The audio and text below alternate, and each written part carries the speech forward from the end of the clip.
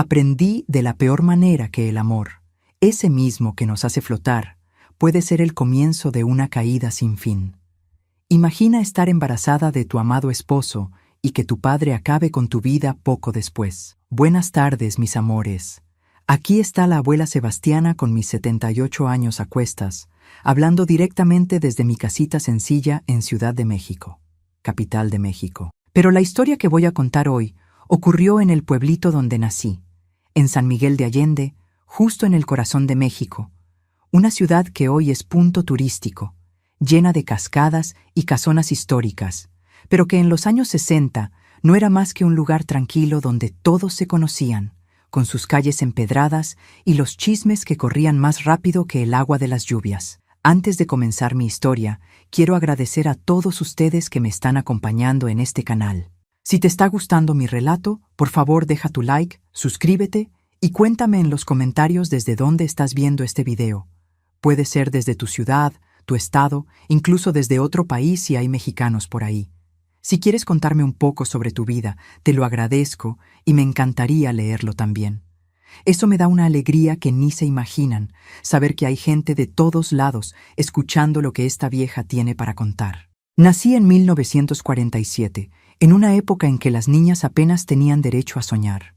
Mi padre, don Antonio, era albañil, de esos que construyeron la mitad de las casas del pueblo con sus propias manos. Hombre trabajador, respetado, pero de genio difícil como el diablo. Mi madre, doña Guadalupe, era costurera. Hacía desde vestidos de novia hasta ropa para trabajar en el campo, siempre con un primor que las mujeres de la región admiraban. Crecí entre retazos de tela y el olor a mezcla fresca que mi padre traía en la ropa cuando volvía del trabajo. Nuestra casa era sencilla pero decente. 3 cuartos pequeños, sala, cocina y un patio lleno de árboles frutales que mi madre cuidaba como si fueran hijos. Éramos 4 hermanos. Yo, la mayor, después José, Antonio, hijo que todos llamaban Toñito, y la pequeña María de las Mercedes, que llegó cuando nadie la esperaba, casi un regalo de jubilación para mi madre, que ya pensaba que no tendría más hijos. La vida era simple en aquel San Miguel de Allende de los años 60. Las muchachas de familia como yo teníamos una rutina bien definida: ayudar en casa, estudiar lo básico, porque mujer no necesita mucho estudio, ir a misa los domingos y esperar que un muchacho de buena familia pidiera permiso para cortejarnos con intenciones serias, noviazgo, compromiso, boda, hijos. Ese era el camino ya trazado para cada niña que nacía. Yo era diferente, soñadora de más para el gusto de mi padre. Adoraba leer los libros que la maestra de la escuela me prestaba a escondidas. Tenía una colección de recortes de revista con lugares lejanos que algún día soñaba conocer. París, Roma, Ciudad de México. Todo parecía tan lejos de aquel pueblito donde los días pasaban iguales, uno tras otro, como cuentas de un rosario sin fin. Fue en ese escenario donde conocí a Juan. Ah, mi Juan. Todavía siento un apretón en el pecho cuando digo ese nombre, incluso después de tantas décadas. Él llegó a San Miguel de Allende en 1965, viniendo de la Ciudad de México, que todavía era una ciudad bastante nueva. Vino a trabajar como asistente del único fotógrafo del pueblo, don Gumercindo, que ya estaba demasiado viejo para subir escaleras y agacharse para encontrar los mejores ángulos. Juan era diferente a todos los muchachos que conocía. Tenía 22 años, cabello negro que le caía sobre los ojos de una manera que hoy llamarían con estilo, y una sonrisa que parecía iluminar todo a su alrededor. Pero no era solo su apariencia, era su manera de ver el mundo. Había vivido en la Ciudad de México. Había visto cosas que nosotros del pueblito solo conocíamos por fotografías. Hablaba de cine, de música, de lugares lejanos como quien habla de un vecino que vive en la esquina. Nos conocimos en una fiesta de la iglesia, de esas que juntaban a todo el pueblo. Yo tenía 18 años, ayudando a servir antojitos en el puesto de mi madre, cuando él apareció con la cámara colgada al cuello, pidiendo permiso para fotografiar la fiesta para el periódico local.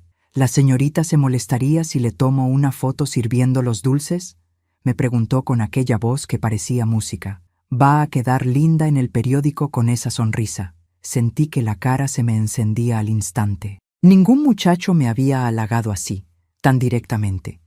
En nuestro pueblo, los muchachos eran tímidos, mandaban recado con la hermana o con el amigo antes de dirigirle la palabra a una muchacha. ¿A mi padre no le gusta que yo aparezca en periódicos?, respondí bajando los ojos como había aprendido a hacer. Qué lástima, dijo él sin perder la sonrisa. Sería la foto más bonita que he tomado desde que llegué a San Miguel de Allende. Desde aquel día parecía que me encontraba a Juan en todas partes. En la plaza, a la salida de misa, en el mercado cuando iba a hacer compras para mi madre. Siempre con una sonrisa, siempre con un saludo respetuoso, siempre con aquellos ojos que parecían ver más allá de lo que todos veían. Nuestro noviazgo comenzó a escondidas, de esa manera que solo aumenta el encanto. Notitas pasadas por mi amiga Concepción, encuentros rápidos cuando yo decía que iba a su casa a estudiar, conversaciones apresuradas en las esquinas de la plaza cuando conseguía escapar por algunos minutos de la vigilancia constante de mi familia. Juan me mostraba las fotografías que tomaba, me contaba sobre los lugares que conoció, me prestaba libros que yo leía escondida debajo de la cobija con la luz de una vela que tenía que apagar rapidito si oía pasos en el pasillo. Con él me sentía viva de verdad, como si hasta entonces apenas hubiera existido, respirando y comiendo, pero sin realmente vivir. Un día te voy a sacar de aquí, me prometía en nuestros encuentros secretos. Vamos a vivir en la Ciudad de México, quizás en Guadalajara. Voy a ser un fotógrafo famoso y tú vas a poder leer todos los libros que quieras, conocer todos los lugares con los que sueñas. Yo le creía. ¿Cómo no creerle? El amor tiene eso de bonito y de terrible. Nos hace creer cualquier promesa por más imposible que parezca. 6 meses después de nuestros primeros encuentros escondidos, Juan finalmente creó valor y fue a hablar con mi padre. Se arregló con su mejor ropa, pidió prestado el carro de don Gumersindo, un Volkswagen azul que era el orgullo del viejo fotógrafo, y apareció en casa un domingo después de misa. Mi corazón parecía que iba a salirse por la boca cuando lo vi parado en nuestra puerta, sosteniendo un ramillete de flores sencillas que había recogido en el camino. Mi padre, desconfiado como siempre, lo invitó a entrar con aquella hospitalidad fría que solo quien es del interior entiende lo que significa. Educación por fuera, evaluación despiadada por dentro. «Don Antonio», comenzó Juan, la voz firme a pesar del nerviosismo que yo podía percibir por la manera en que sostenía el sombrero.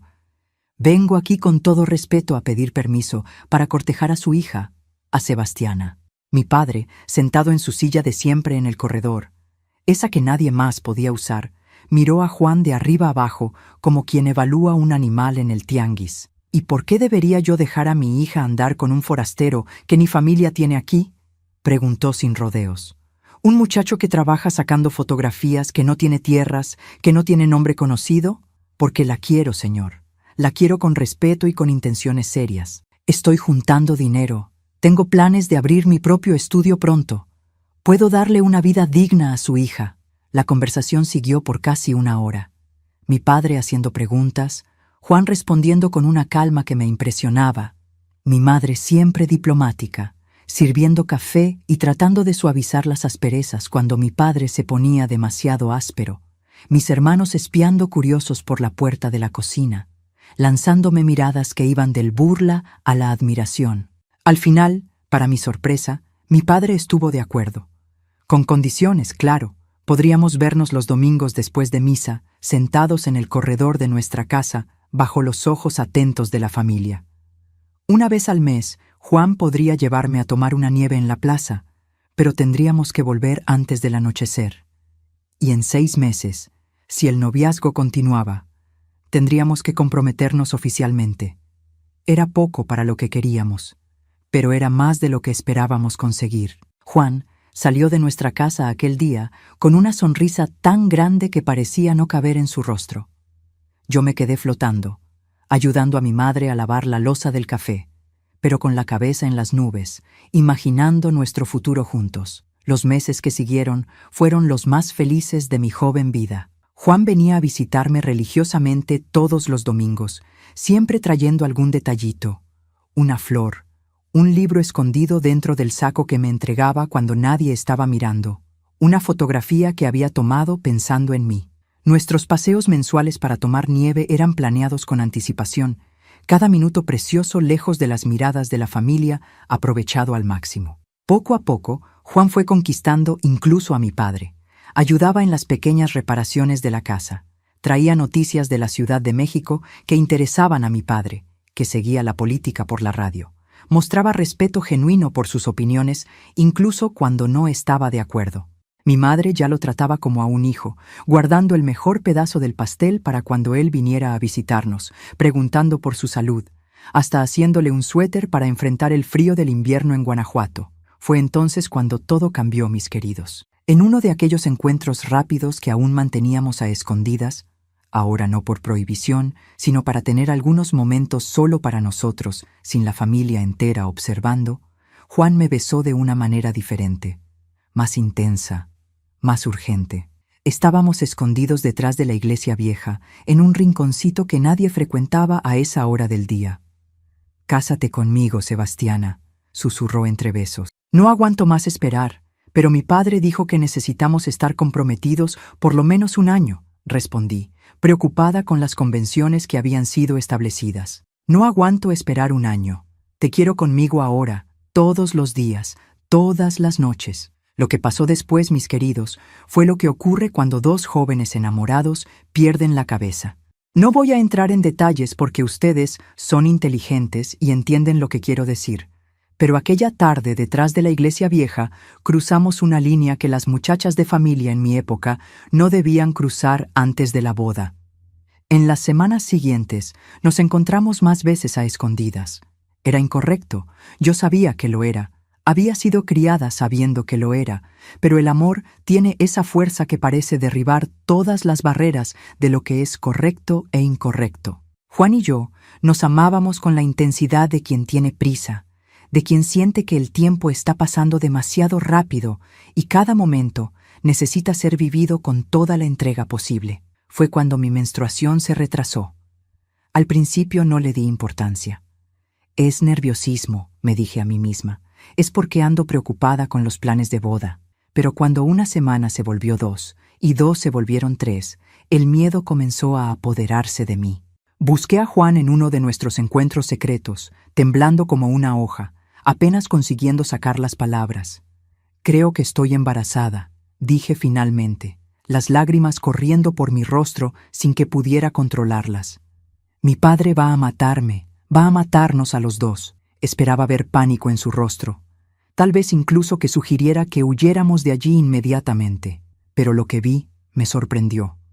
Una sonrisa amplia, sincera, seguida de un abrazo que casi me quitó el aliento. «Eso es maravilloso, Sebastiana. Ahora tenemos que casarnos pronto, ya no hay por qué esperar». «Pero mi padre, voy a hablar con él hoy mismo. Voy a decirle que conseguí un trabajo mejor en Guadalajara, que puedo mantener una familia, que quiero casarme lo antes posible. No vamos a hablar del bebé todavía, solo después de que estemos casados». Su confianza me calmó un poco, pero el miedo seguía ahí, arraigado en mi pecho. Conocía a mi padre demasiado bien para creer que todo sería tan simple. Don Antonio era un hombre de honor a la antigua. Para él, ciertas cosas no tenían perdón. Acordamos que Juan hablaría con mi padre el domingo siguiente después de misa. Ya lo tenía todo planeado. Diría que recibió una propuesta para trabajar en un estudio fotográfico en Guadalajara, que tenía un lugar donde podríamos vivir, que no quería esperar más para hacerme su esposa. Pero el destino, mis queridos, a veces tiene planes crueles para nosotros. El viernes antes de aquel domingo, 2 días antes de la gran petición, me sentí mal durante el almuerzo. Un mareo fuerte, repentino, que me hizo correr fuera de casa. Mi madre, que ya había tenido 4 hijos y conocía bien las señales, me miró con una mezcla de preocupación y comprensión cuando volví a la mesa, pálida y temblando. Después de que mis hermanos salieron y quedamos solo nosotras dos en la cocina, ella tomó mis manos entre las suyas y preguntó, con voz baja pero firme: «¿Desde hace cuánto estás embarazada, Sebastiana?». Lo negué al principio, claro. Dije que debía ser algo que comí, que andaba demasiado cansada, cualquier excusa que viniera a la mente, pero mi madre solo movió la cabeza, aquellos ojos que parecían leer mi alma, mirándome con una mezcla de decepción y preocupación. «Hija, soy tu madre. Conozco esa mirada, conozco esos síntomas. Estoy preguntando solo para saber cuánto tiempo tenemos antes de que tu padre se dé cuenta». Me desmoroné en lágrimas entonces, confesando todo, cuánto amaba a Juan, los encuentros escondidos, el embarazo recién descubierto, los planes de él de hablar con mi padre aquel domingo. Mi madre me escuchó en silencio, el rostro cada vez más serio. Tu padre no puede saber, Sebastiana, dijo cuando terminé. No ahora, no de esta manera. Mataría a Juan y después te mataría a ti. Pensé que era exageración suya, aquel miedo típico que las mujeres de la época tenían de los maridos. Mi padre era rígido, sí, a veces hasta cruel en las palabras, pero de ahí a matar a alguien parecía un salto demasiado grande. Juan va a hablar con él el domingo, mamá. Va a decir que quiere casarse pronto, que tiene un trabajo en Guadalajara. No vamos a hablar del bebé todavía. Dios te oiga, hija, Dios te oiga. Pero Dios, si estaba escuchando, decidió mirar hacia otro lado aquel día, porque en la mañana siguiente, sábado, desperté con un alboroto en la casa. Voces alteradas, puertas cerrándose, mi madre llorando. Cuando salí del cuarto, todavía mareada de sueño, encontré a mi hermano José parado en el pasillo, el rostro pálido. ¿Qué pasó?, pregunté, el corazón ya acelerándose con un mal presentimiento. Papá descubrió sobre ti y Juan, dijo con voz baja. Alguien los vio detrás de la iglesia vieja y se lo contó. Salió como loco, agarró la escopeta. Mamá trató de impedirlo, pero ya sabes cómo se pone cuando está con coraje. Sentí que el mundo giraba a mi alrededor. Mi padre había ido tras Juan, armado, ciego de rabia.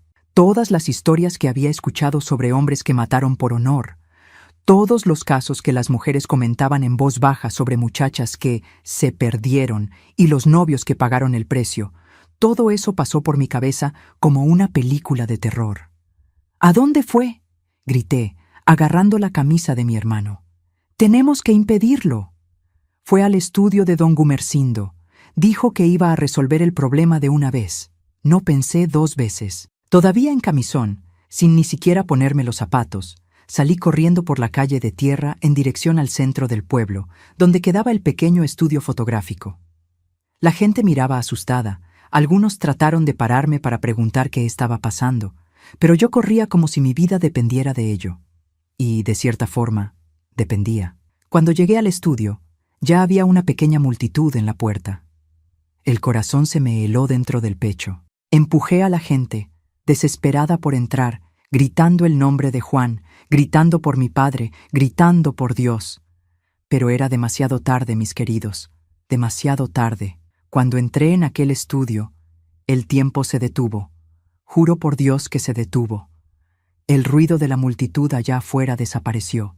El sonido de mis propios gritos se desvaneció, y todo lo que existía era aquella escena que quedaría grabada en mi memoria por el resto de mi vida. Juan estaba caído en el suelo, sobre una alfombra roja que don Gumersindo usaba para fotografiar a las novias del pueblo. Solo que ahora la alfombra estaba más roja todavía, empapada con la sangre de mi amor.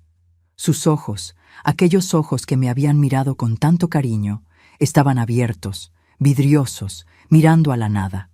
La cámara fotográfica, que era su orgullo, estaba rota a su lado, como si hubiera tratado de usarla para defenderse. Mi padre estaba parado al lado del cuerpo, la escopeta todavía humeando en la mano, el rostro contorsionado en una expresión que mezclaba rabia y una especie terrible de satisfacción.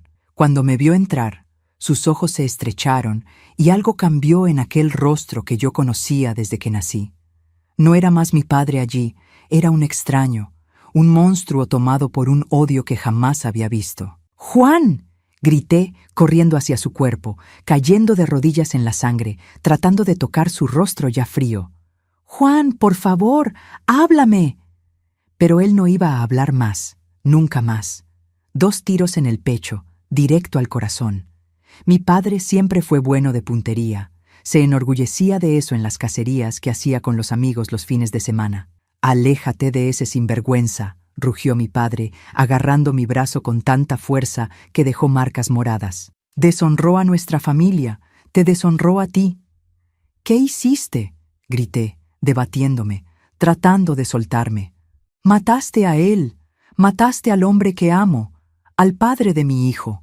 Fue cuando las palabras se escaparon sin que pudiera controlarlas. El secreto que habíamos planeado guardar hasta después de la boda, revelado de la peor manera posible, en el peor momento posible. El rostro de mi padre cambió nuevamente. Si antes había rabia, ahora había algo peor. Un odio frío, calculador, que me heló hasta el alma. «Hijo», repitió, la voz baja y peligrosa, «¿estás embarazada de ese... «Sí», grité, las lágrimas corriendo sin control. «Estoy embarazada de Juan. Íbamos a casarnos. Él iba a hablar contigo mañana. Nos amábamos». No vi la bofetada llegar, solo sentí el impacto en la cara, tan fuerte que caí hacia atrás, casi encima del cuerpo de Juan. La boca se me llenó de sangre, un diente quedó flojo. Mi padre nunca me había pegado así antes. Palmadas cuando éramos niños, sí, pero nunca con esta violencia ciega. «¡Zorra!», gritó, y la palabra dolió más que la bofetada. «Trajiste vergüenza a nuestra familia. Ya no eres mi hija». Todo ocurrió muy rápido después de eso. Don Gumersindo, que había salido a buscar ayuda, volvió con el comisario del pueblo y 2 policías. Mi padre fue llevado, todavía gritando que había hecho lo que cualquier hombre de honor haría, que había lavado la honra de la familia, que aquel tal Juan se lo había merecido. Me quedé allí, arrodillada al lado de Juan, hasta que alguien, no recuerdo quién, me cubrió con un saco y me sacó de allí. Recuerdo ver a la madre de Juan llegando, una señora sencilla de la Ciudad de México que había venido a visitar a su hijo aquella semana. Sus gritos de dolor cuando vio el cuerpo de su hijo único todavía resuenan en mis pesadillas. El resto de aquel día es un borrón en mi memoria. Sé que fui llevada a casa, que mi madre trató de calmarme, que mis hermanos se mantuvieron alejados, demasiado asustados con todo lo que estaba ocurriendo. La noticia corrió por el pueblo pequeño como fuego en paja seca.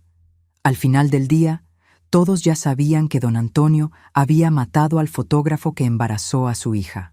Pasé toda la noche en vela, los ojos secos de tanto llorar, un vacío enorme en el pecho donde antes había sueños y esperanzas, todo lo que Juan y yo habíamos planeado, todo lo que soñábamos para el futuro, para nuestro bebé, todo destruido por 2 tiros de escopeta.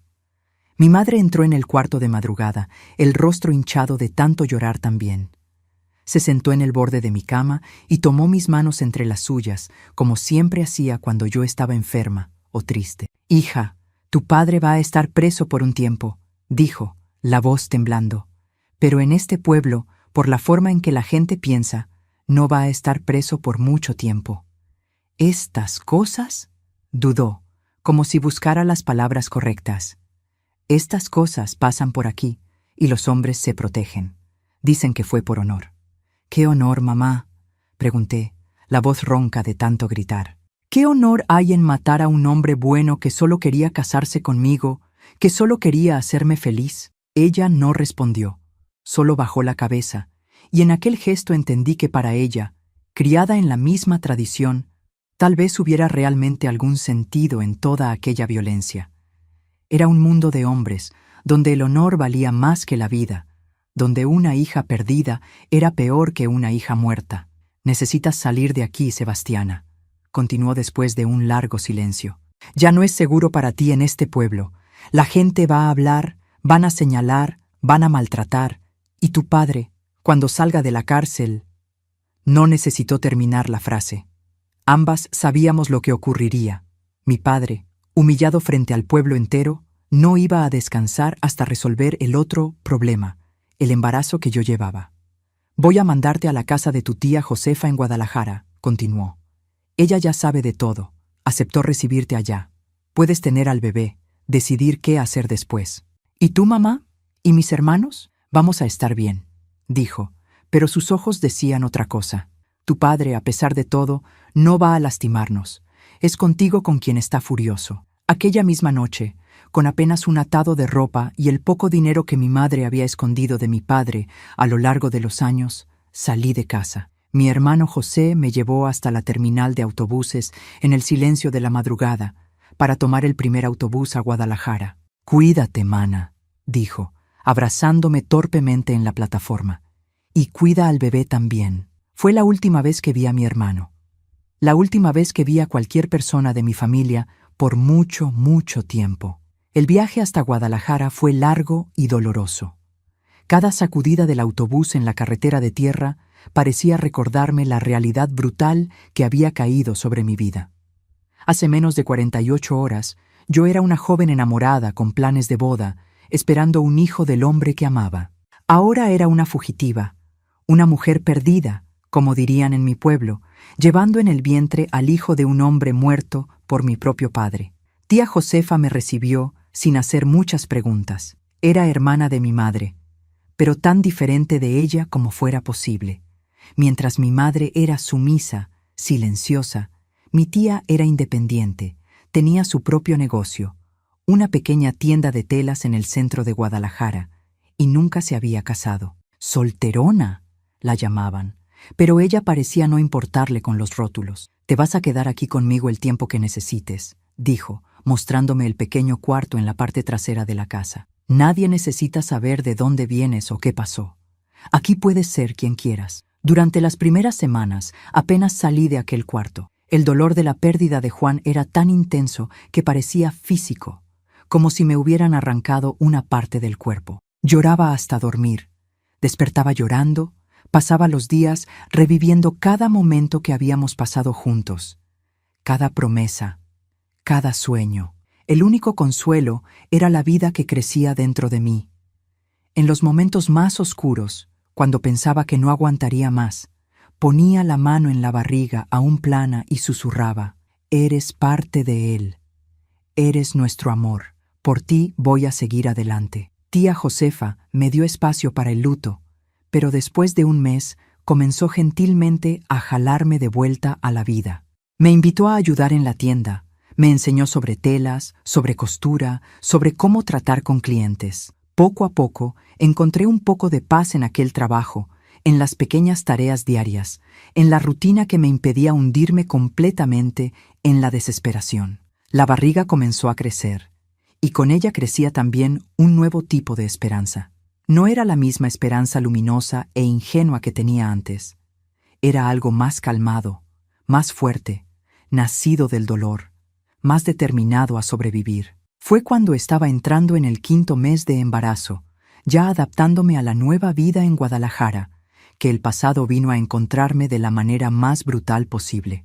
Era una tarde de miércoles, recuerdo como si fuera hoy. Tía Josefa había ido al banco y yo estaba sola en la tienda, organizando algunas telas nuevas que habían llegado. La campanilla de la puerta sonó anunciando un cliente, y cuando levanté los ojos, vi a mi padre parado en la entrada, el sombrero en la mano, los ojos inyectados fijos en mi barriga, ya visible bajo el vestido suelto. El miedo que sentí en aquel momento es indescriptible. Era como si toda la sangre se hubiera congelado en mis venas, como si el aire se hubiera vuelto demasiado pesado para respirar. Retrocedí instintivamente, buscando algo para protegerme. «Papá», conseguí decir, la voz casi desaparecida. «¿Qué haces aquí?» «Vine a terminar el trabajo», dijo, y había una calma terrible en su voz. «Vine a limpiar la vergüenza de nuestra familia de una vez por todas». Había envejecido 10 años en apenas algunos meses. El cabello más blanco, el rostro más flaco, los ojos hundidos en las órbitas. Pero lo que más me asustó fue la falta de emoción. No había rabia, no había odio, solo una determinación fría, calculadora. «¿Cómo saliste de la cárcel?», pregunté, tratando de ganar tiempo, mirando desesperadamente hacia la puerta, hacia la calle donde tal vez alguien pudiera ayudarme. «Aquel comisario es mi compadre», respondió, dando un paso en mi dirección. Todos entendieron que hice lo que necesitaba ser hecho. Me soltaron la semana pasada. «¿Y mamá? ¿Mis hermanos? ¿Tu madre está bien? ¿Los muchachos también? María de las Mercedes pregunta por ti, pero pronto va a olvidar, va a crecer derecha, no como tú». Otro paso en mi dirección. Conseguí moverme finalmente, rodeando el mostrador, poniéndolo entre nosotros. «Papá, por favor», supliqué, protegiendo la barriga con las manos. «Es tu nieto, tu sangre». «No es nada mío», gruñó, y por primera vez vi un destello de la rabia que debía estar hirviendo bajo aquella calma aparente. «Es hijo de aquel miserable que deshonró a mi hija. Es la prueba viva de nuestra vergüenza. Fue cuando vi lo que traía escondido dentro del saco. No era un arma, al menos no una convencional. Era un pedazo de madera, fino y largo, con una punta que él mismo había afilado. Parecía de esos pedazos que sobran de las construcciones, que él guardaba en el sótano de nuestra casa para usar en pequeñas reparaciones. Entendí de inmediato lo que pretendía hacer. No iba a matarme con un arma. No iba a darme un tiro como había hecho con Juan. Sería más personal, más cruel. Iba a usar aquel pedazo de madera para alcanzar al bebé dentro de mí, para quitar la vida de mi hijo antes incluso de que pudiera nacer. El pánico se apoderó de mí. Grité pidiendo socorro, tiré lo que tenía a mano, rollos de tela, tijeras, cajas, tratando de mantenerlo lejos. Pero él era más fuerte, más determinado. Rodeó el mostrador con una agilidad que no combinaba con su edad, acorralándome contra la pared del fondo de la tienda. «Esto va a acabar ahora», dijo, levantando el pedazo de madera. Traté de proteger la barriga con los brazos, traté de esquivar, traté de suplicar una vez más. Pero nada de eso importaba para él. Vi el brazo descendiendo. Sentí el dolor agudo cuando la madera golpeó mis costillas, oí mi propio grito resonando en la tienda vacía. No recuerdo todos los golpes. En algún momento, mi mente misericordiosamente se desconectó, llevándome lejos de aquel dolor insoportable. Recuerdo apenas fragmentos. El sonido de la madera rasgando tela y carne, el olor metálico de la sangre, el sabor de lágrimas y bilis en la boca, la voz de mi padre repitiendo palabras que ya no tenían sentido para mí. La última cosa que vi antes de que la oscuridad me tragara fue su rostro, transformado por algo más allá de la rabia, más allá del odio. Una especie de locura fría, metódica, que ejecutaba lo que consideraba justicia sin cualquier rastro de humanidad. Después vino la nada, un abismo negro, silencioso, donde ni el dolor ni el miedo podían alcanzarme. Caí en aquel vacío como quien cae en un pozo sin fondo, sin saber si algún día encontraría el camino de vuelta a la luz. No sé cuánto tiempo estuve en aquella oscuridad. Podrían haber sido minutos, horas, días enteros. Solo sé que cuando finalmente comencé a emerger, cuando la conciencia volvió en destellos confusos, estaba acostada en una cama de hospital, tubos y cables conectados a mi cuerpo, el olor de antiséptico sustituyendo al de la sangre. La primera cosa que sentí, antes incluso de abrir los ojos completamente, fue un vacío terrible en la barriga.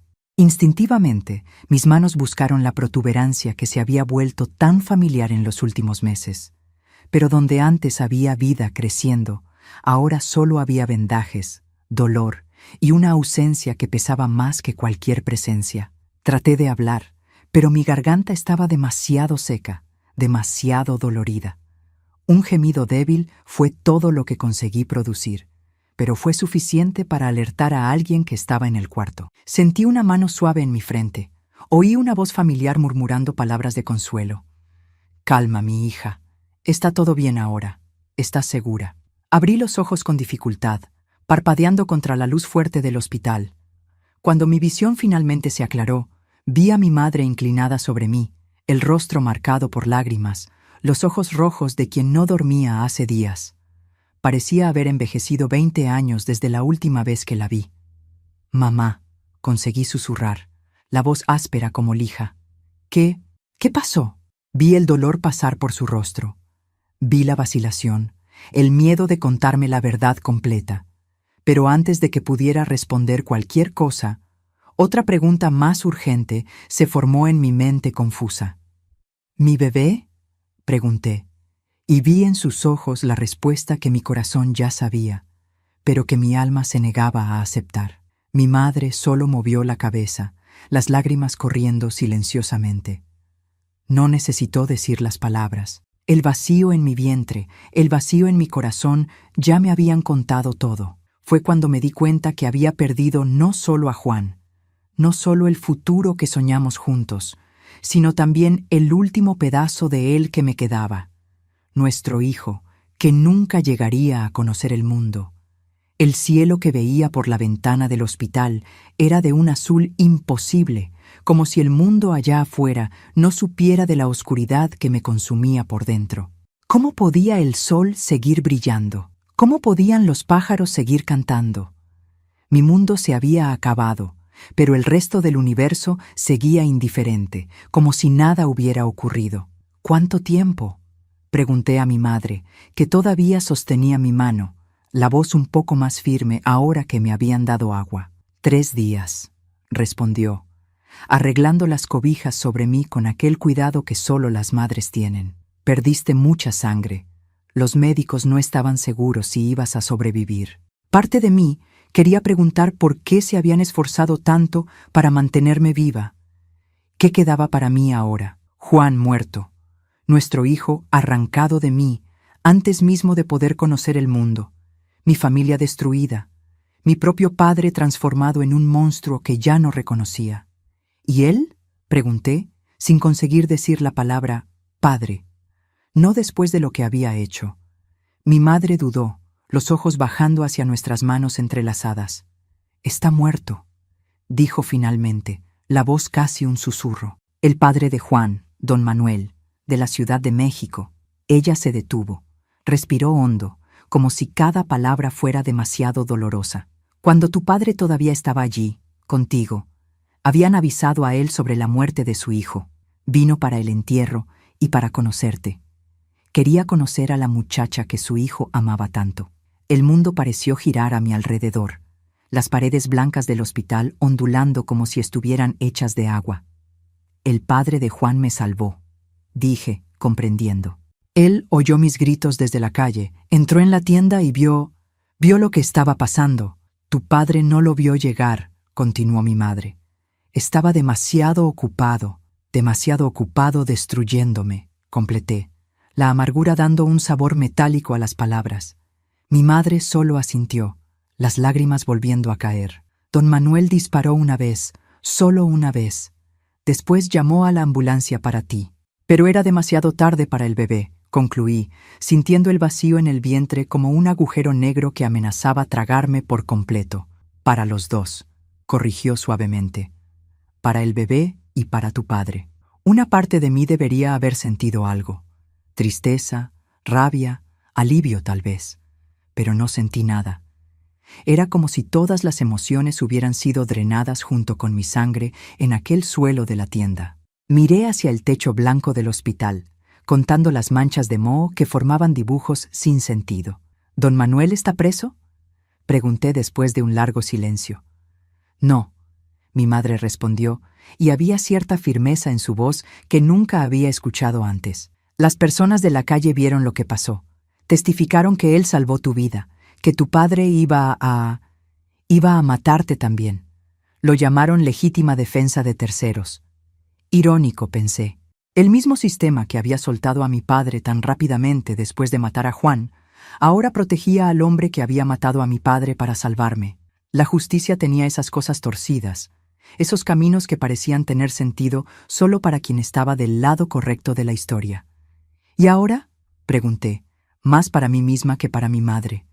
¿Qué pasa ahora? Ahora te recuperas, dijo ella, apretando mi mano. Te pones fuerte de nuevo. ¿Y después? Después, no puedes volver a San Miguel de Allende, completé. No era una pregunta. No, concordó tristemente. Las personas no olvidarían, no te dejarían olvidar. Los pueblos pequeños tienen memoria larga. La hija de don Antonio, que fue deshonrada por el fotógrafo de fuera, que perdió un bebé, que fue la causa indirecta de la muerte de su propio padre. Sería para siempre marcada, señalada, murmurada. Las puertas se cerrarían, las miradas me seguirían, los susurros me acompañarían hasta la tumba. Tu tía Josefa dijo que puedes quedarte con ella en Guadalajara, recomenzar allí, mi madre continuó. Te quiere cerca, dice que tienes mano para las telas, para las ventas. Moví la cabeza ligeramente. No conseguía imaginar volver a aquella tienda, al local donde había perdido todo. Cada pedazo de tela me recordaría la sangre. Cada sombra me haría ver a mi padre con aquel pedazo de madera. Cada cliente que entrara me haría sobresaltar, esperando lo peor.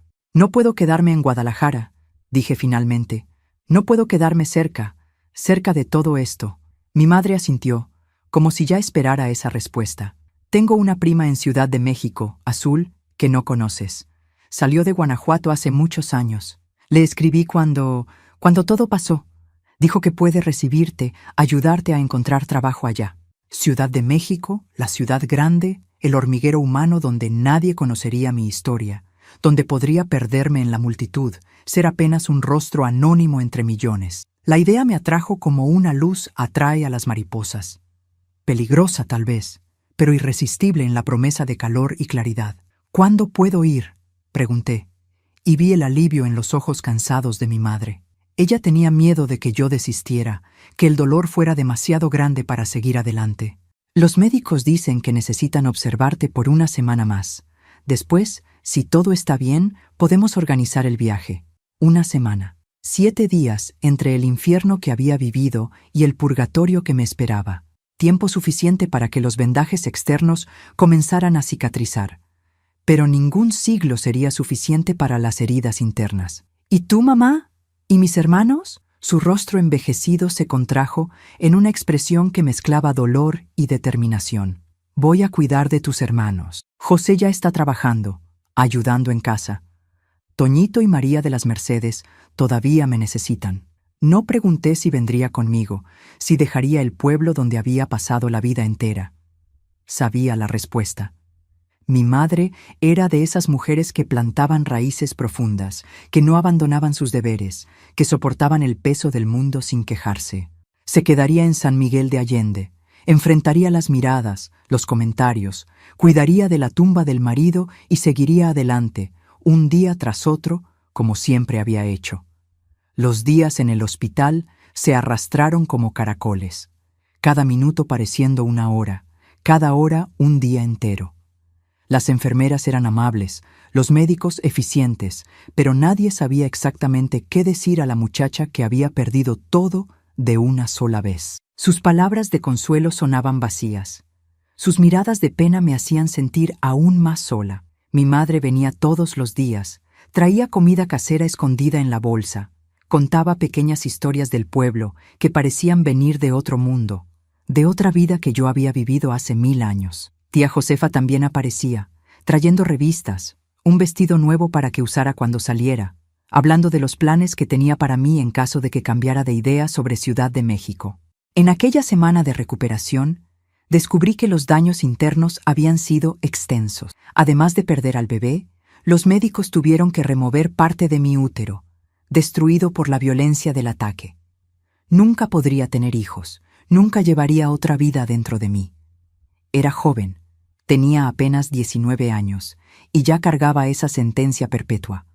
Cuando finalmente me dieron de alta, era finales de julio de 1966. El calor del altiplano castigaba Guadalajara, el aire seco haciendo que mi piel picara sobre los vendajes. Salí del hospital apoyada en el brazo de mi madre, más delgada, 20 kilos. El vestido nuevo de tía Josefa holgado en el cuerpo que había perdido no solo peso, sino también las curvas del embarazo interrumpido. Pasé 3 días en la casa de mi tía, recuperando fuerzas para el largo viaje hasta Ciudad de México. No salí del cuarto. No conseguí mirar por la ventana que daba a la calle donde quedaba la tienda, escenario de la tragedia que había destruido mi vida. Comía poco, dormía menos aún, atormentada por pesadillas donde las escenas de aquel día se repetían infinitamente, a veces con finales aún más crueles. En la víspera de la partida, cuando arreglaba la pequeña maleta con las pocas ropas que mi madre había traído de San Miguel de Allende, recibí una visita inesperada. Don Manuel, el padre de Juan, pidió permiso para verme. Dudé mucho. ¿Qué diría al hombre que había perdido a su hijo por mi causa? ¿Al hombre que había matado a mi padre para salvarme? ¿Qué palabras podrían existir para una situación tan imposible como aquella? Pero algo dentro de mí sabía que necesitaba aquel encuentro, aquel cierre antes de partir para una nueva vida. Pedí que lo dejaran entrar. Era tan parecido a Juan que sentí un apretón en el pecho en cuanto lo vi. Los mismos ojos, el mismo formato del rostro, hasta la manera de estar de pie, ligeramente inclinado hacia un lado. Un Juan más viejo, más cansado, más triste. «Señorita Sebastiana», dijo, el sombrero en las manos, la voz ronca de quien lloró mucho. Necesitaba ver a la muchacha que mi hijo amaba tanto antes de volver a la Ciudad de México. No conseguí responder. Las palabras quedaron atrapadas en la garganta, un nudo que amenazaba ahogarme. Juan me escribía sobre usted, continuó, sacando del bolsillo un manojo de cartas atadas con un cordel. Todas las semanas desde que llegó a San Miguel de Allende. Hablaba de la muchacha más bonita que había visto, de la muchacha que leía libros escondida del padre, que soñaba con lugares distantes, que tenía la sonrisa más dulce del mundo. Las lágrimas comenzaron a caer antes de que pudiera controlarlas. No lloraba desde el hospital. Era como si me hubiera secado por dentro, como si no hubiera más lágrimas para derramar. Pero allí, ante aquel hombre que era un pedazo vivo de mi Juan, las compuertas se abrieron nuevamente. Él iba a llevarme a la Ciudad de México. Conseguí decir entre sollozos. Íbamos a casarnos, criar a nuestro hijo allá. Él iba a abrir un estudio fotográfico. Yo iba a aprender a revelar fotos, a ayudarlo. Teníamos tantos planes. Don Manuel asintió, los ojos brillando con lágrimas contenidas. Él me contó todos esos planes. Estaba juntando dinero para comprar una casa pequeña en los alrededores de la Ciudad de México.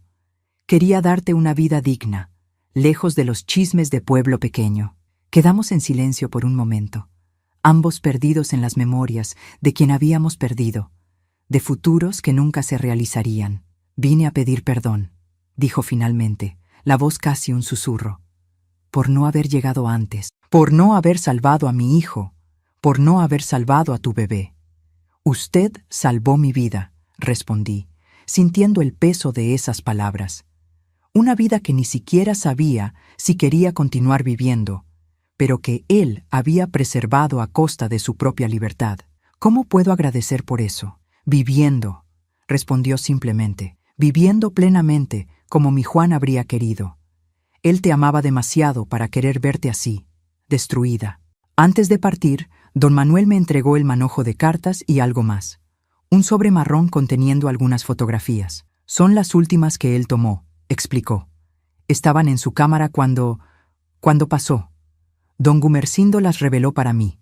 Pensó que tal vez tú querrías tenerlas. Abrí el sobre con manos temblorosas y allí estaban, imágenes de San Miguel de Allende captadas por los ojos de Juan. La iglesia vieja, la plaza central, el río que corría perezoso en los alrededores del pueblo y, para mi sorpresa, varias fotos mías que ni sabía que él había tomado. Yo sonriendo en el puesto de la fiesta, yo leyendo sentada a la sombra de un árbol, yo mirando por la ventana de mi casa con expresión soñadora. La última foto del sobre me hizo perder el aliento. Era yo de perfil, una de las manos suavemente posada sobre la barriga que comenzaba a mostrar las primeras señales del embarazo. Mi rostro tenía una expresión serena, casi radiante, iluminado por el sol poniente. En el reverso, con la letra esmerada de Juan, había una única frase: mis dos vidas en una sola imagen. Aquellas fotos y las cartas fueron todo lo que llevé conmigo a Ciudad de México, además de las pocas ropas y los medicamentos que todavía necesitaba tomar. Eran mi tesoro, mi conexión con un pasado que parecía cada día más distante, como un sueño que va apagándose al despertar. La despedida de mi madre en la terminal de autobuses fue lo más difícil que había hecho jamás.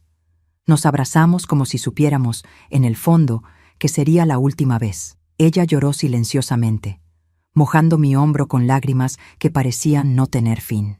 Escribe cuando llegues, pidió, arreglando mi cuello por milésima vez.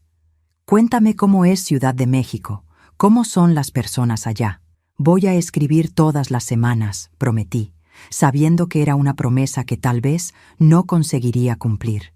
No porque no quisiera, sino porque cada carta sería un recordatorio de todo lo que había perdido, de todo lo que había dejado atrás. Te amo, mi hija, dijo, abrazándome una última vez antes de que el conductor del autobús anunciara la partida. Nunca olvides eso. Nunca olvides que te amo más que a todo en esta vida. El autobús partió en la madrugada, cortando la oscuridad del altiplano como un pez corta las aguas de un río. Sentada al lado de la ventana, vi Guadalajara quedando atrás, sus luces disminuyendo hasta volverse apenas puntitos distantes.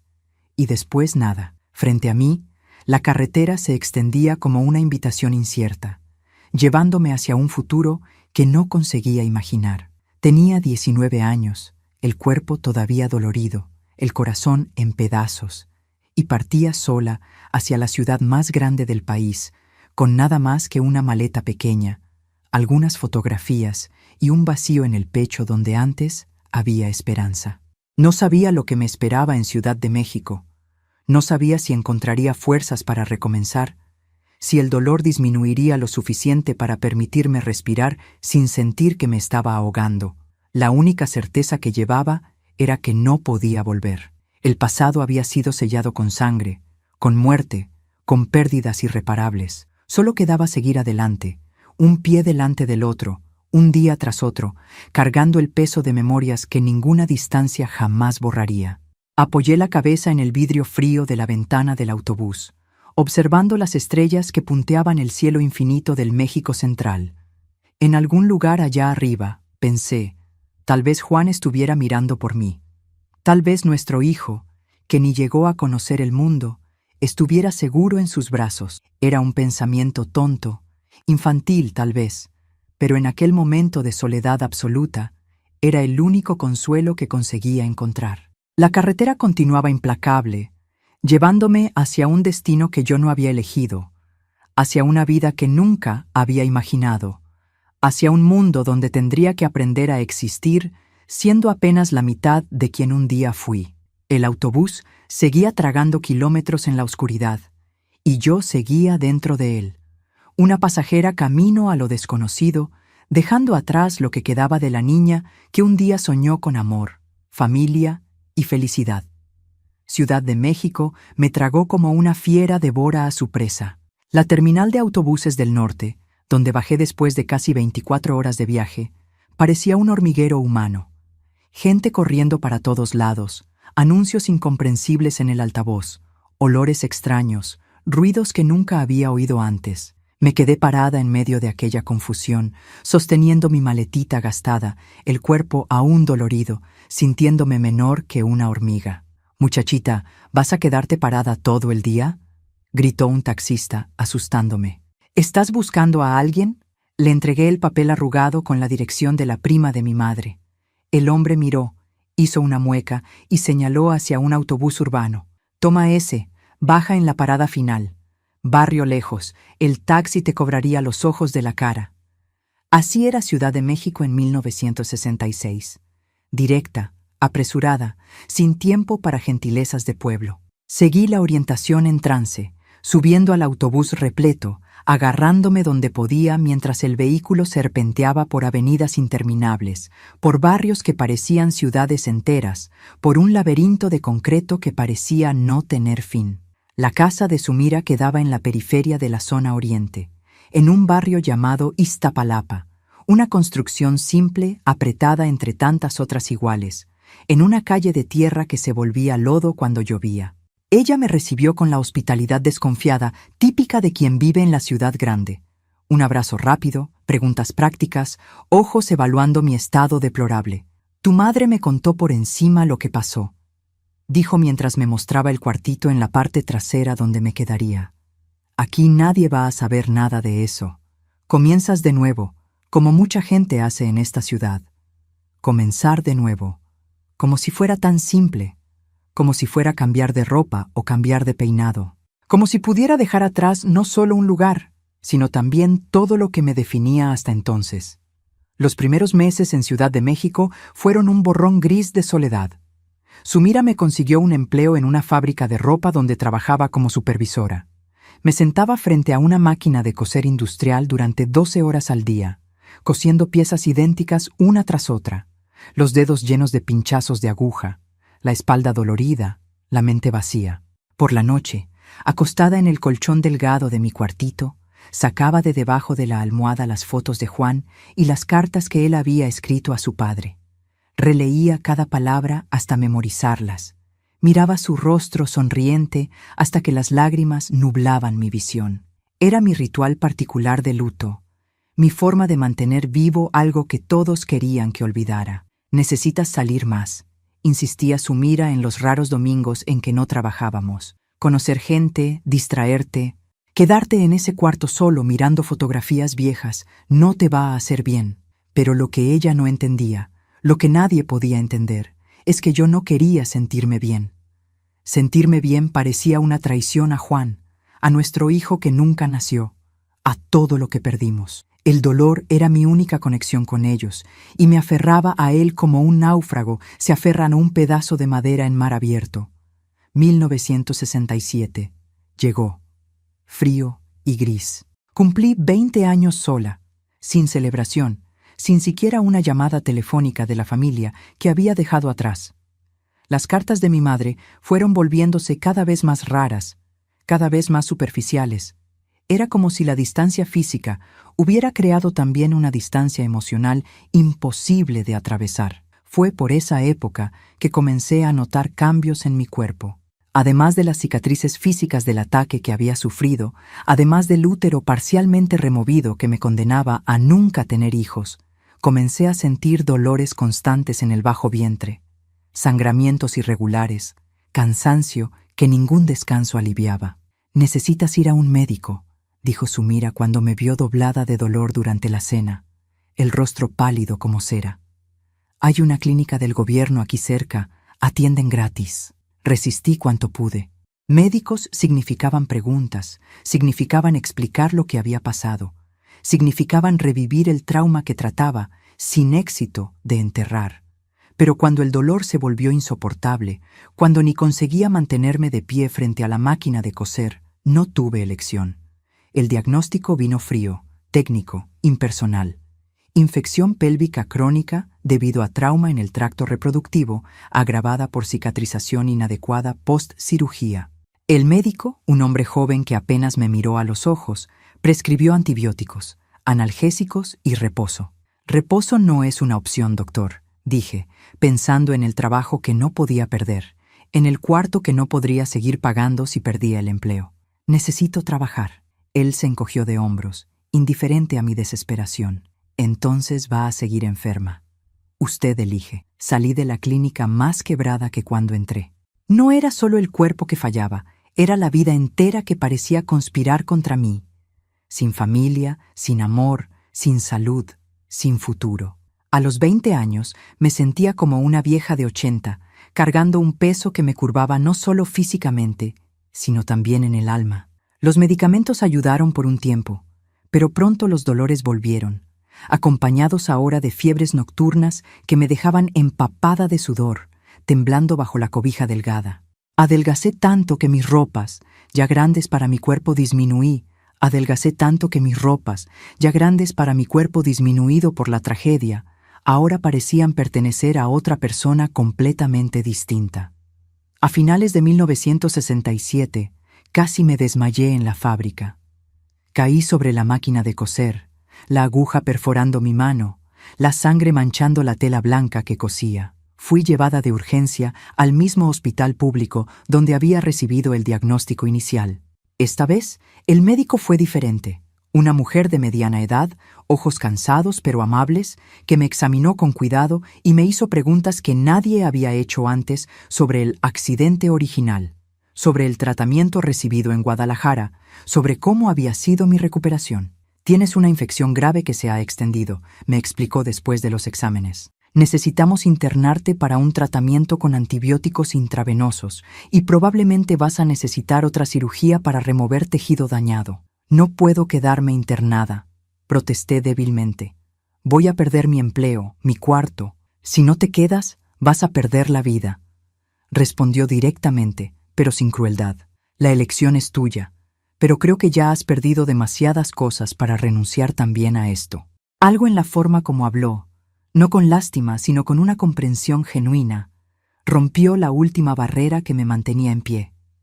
Lloré como no lloraba desde que había dejado Guanajuato, sollozando como una niña perdida, dejando salir todo el dolor, todo el miedo, toda la soledad que había acumulado. La doctora esperó pacientemente a que me calmara, sin palabras vacías de consuelo, apenas una mano firme en mi hombro. Cuando finalmente conseguí respirar normalmente otra vez, me miró a los ojos por primera vez. «Eres muy joven para rendirte», dijo simplemente. Vamos a cuidarte ahora, y después tú decides qué hacer con la vida que todavía tienes por delante. Estuve internada por casi 2 meses. La infección era más grave de lo que inicialmente pensaban. Se había extendido a otros órganos, y mi cuerpo debilitado luchaba para combatirla. Pasé por 2 cirugías. Tuve fiebre alta durante semanas, perdí aún más peso, flotando entre la conciencia y delirios donde veía a Juan llamándome, donde sentía a nuestro bebé pateando en la barriga que ahora estaba vacía y marcada por cicatrices. Sumira vino a visitarme algunas veces, trayendo una muda de ropa limpia, contando las novedades del barrio sin realmente esperar que yo respondiera. En la tercera visita trajo la noticia que ya esperaba. Había sido despedida de la fábrica, mi cuartito en la parte trasera de su casa había sido alquilado a otra persona. Mis pocas cosas estaban guardadas en una caja de cartón. Cuando salgas de aquí, puedes quedarte en mi sofá hasta que te acomodes, ofreció, más por obligación familiar que por real deseo de ayudarme. Pero necesitas conseguir algo pronto. La vida está difícil para todos. Cuando finalmente recibí el alta, en marzo de 1968, era una sombra de la persona que había sido. Pesaba menos de 40 kilos, mi cabello se había caído en mechones durante la fiebre, mi rostro estaba tan delgado que los ojos parecían saltar de las órbitas. La doctora que me había cuidado me dio una lista de medicamentos que necesitaría seguir tomando, orientaciones sobre alimentación y un último consejo. Encuentra algo para vivir más allá del dolor. Puede ser cualquier cosa, un trabajo que te guste, un pasatiempo, un animal de compañía. Pero encuentra algo o la próxima vez que nos encontremos será en la morgue. Palabras duras, pero verdaderas.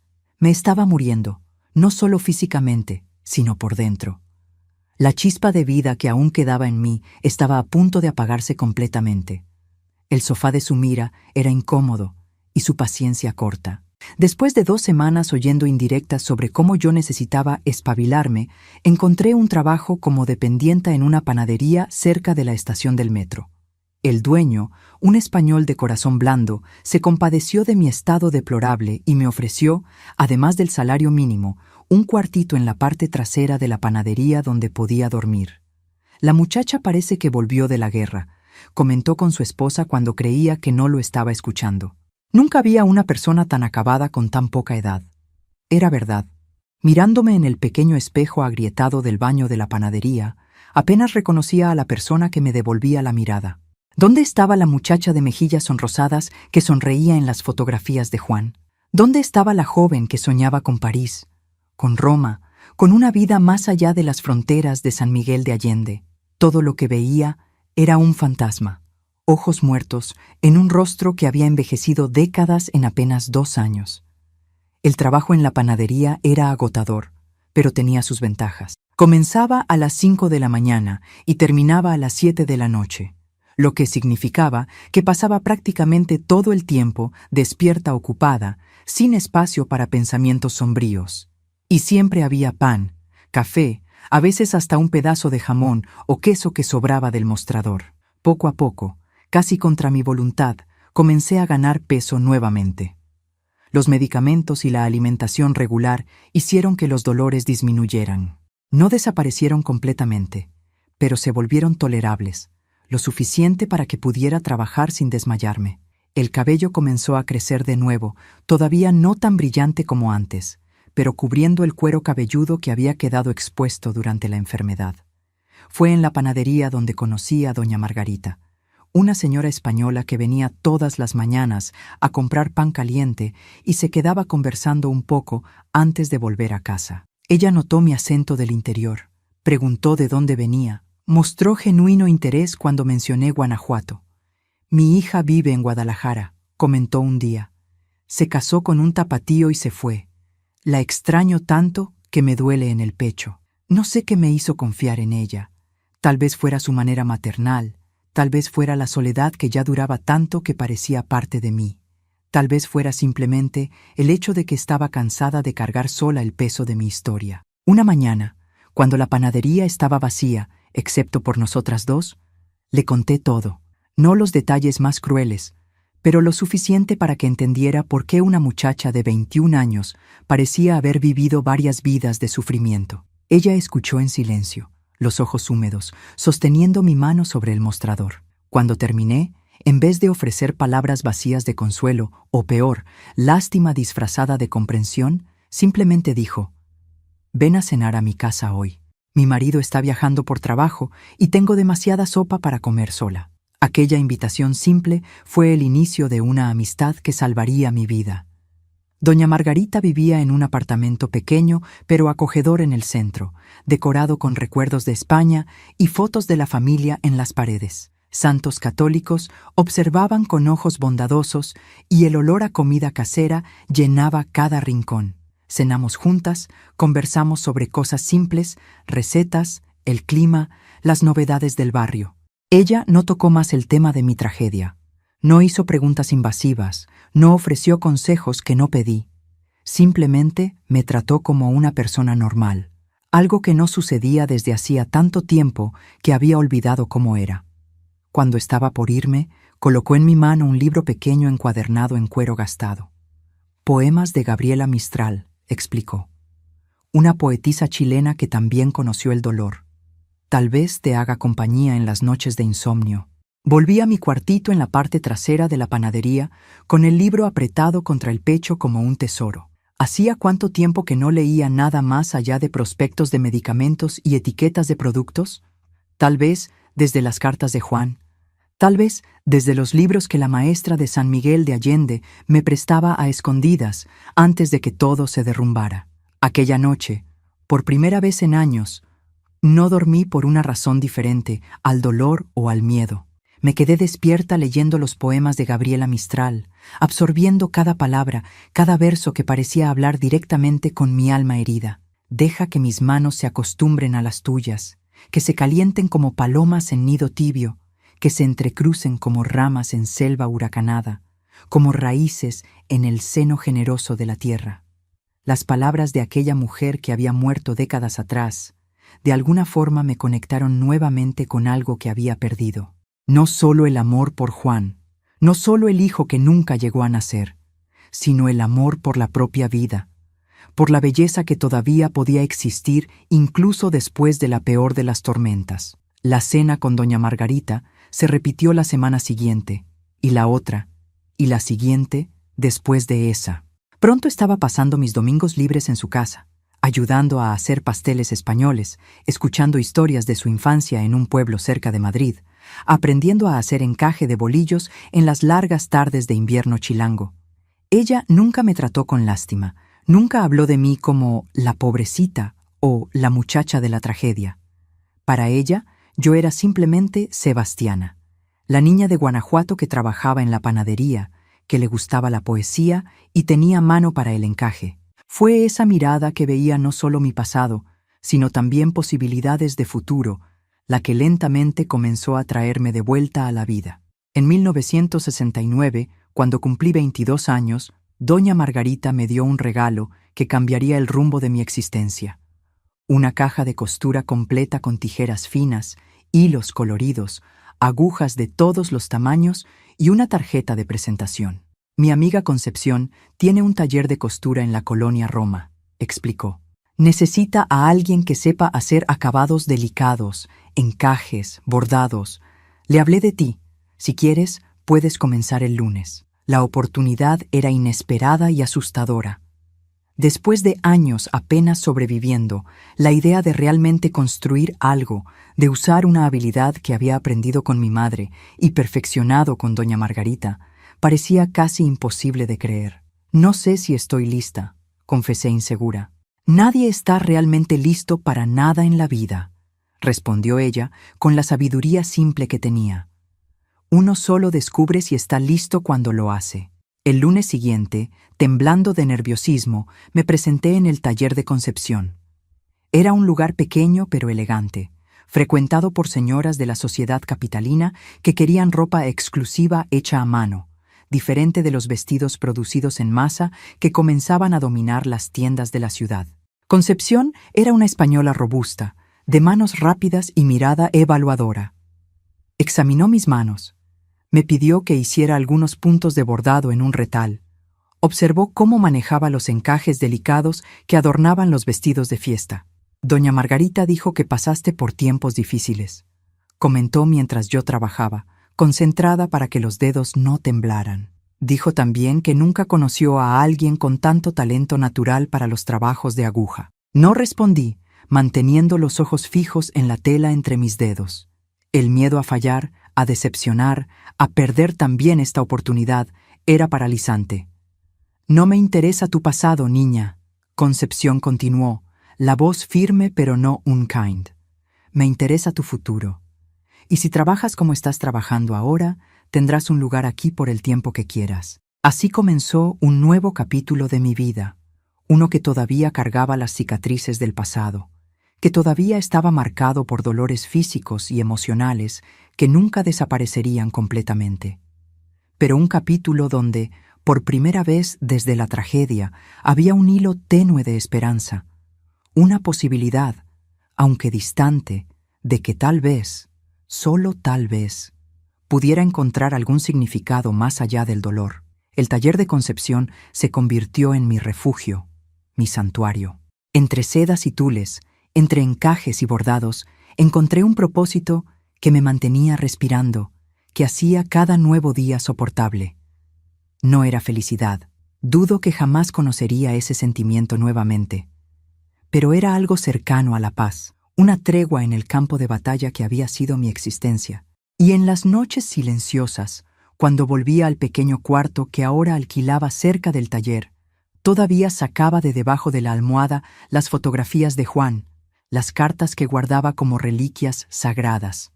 Todavía conversaba con él en susurros. Todavía imaginaba cómo sería nuestro hijo, que estaría cumpliendo 3 años si hubiera sobrevivido.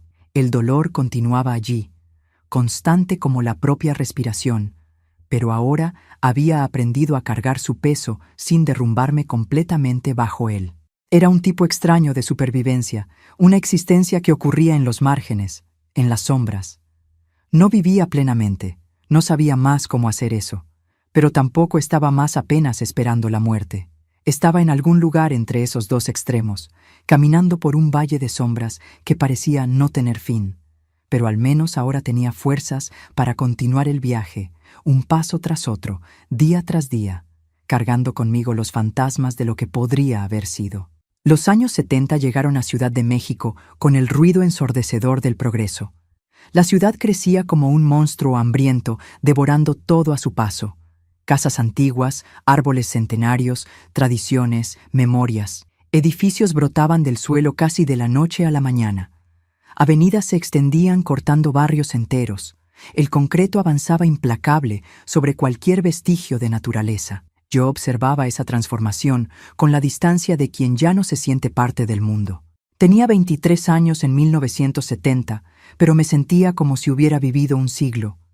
El espejo mostraba a una mujer joven, los cabellos oscuros ya recuperados, el cuerpo delgado pero no más enfermo, las manos habilidosas que creaban belleza con aguja e hilo. Pero por dentro aún era aquella niña quebrada que huyó de Guanajuato cargando apenas dolor y recuerdos. El taller de Concepción prosperaba, y yo con él. De simple ayudante fui promovida a bordadora principal, después a supervisora de las otras muchachas que trabajaban con los acabados más delicados. Tenía un talento natural que ni yo misma conocía hasta entonces, una capacidad de transformar telas simples en obras de arte vestibles. «Tus dedos tienen magia», Concepción decía, examinando un bordado particularmente intrincado que yo acababa de terminar para el vestido de novia de una cliente rica. «Es como si las flores nacieran de la aguja». Tal vez fuera verdad. Tal vez aquellas flores bordadas, aquellos encajes delicados fueran la única cosa verdaderamente bella que yo aún conseguía crear en un mundo que se había vuelto tan feo para mí. En 1972, Concepción me hizo una propuesta inesperada.